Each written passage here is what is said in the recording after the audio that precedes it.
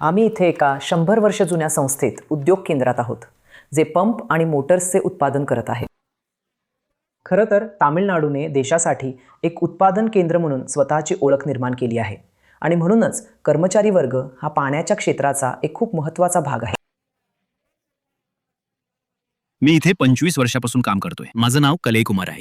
आणि निवडणूक येत आहे. तुम्हाला सर्व मुद्द्यांबद्दल काय वाटतं मत देताना? नाही, तेच जुने लोक तेच राजकारण चालवत आहेत का? तेच जुनं राजकारण चालू आहे.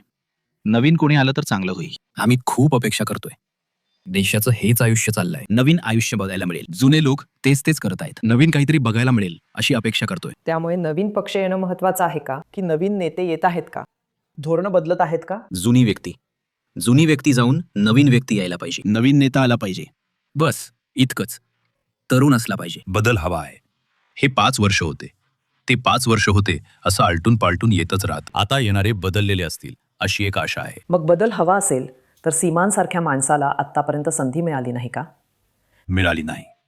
त्यांना द्यायला पाहिजे असं वाटतं का? विजयसारख्या माणसाला द्यायला पाहिजे असं वाटतं का? विजय सारख्या माणसाला देता येईल. पण त्यांना ते येऊन स्वतःच धोरणं सांगतात हे सगळं माहीत आहे का? ते अंमलात येईल की नाही हे माहीत नाही. सांगतात, पण अंमलात आणतात की नाही माहीत नाही. निवडणुकीत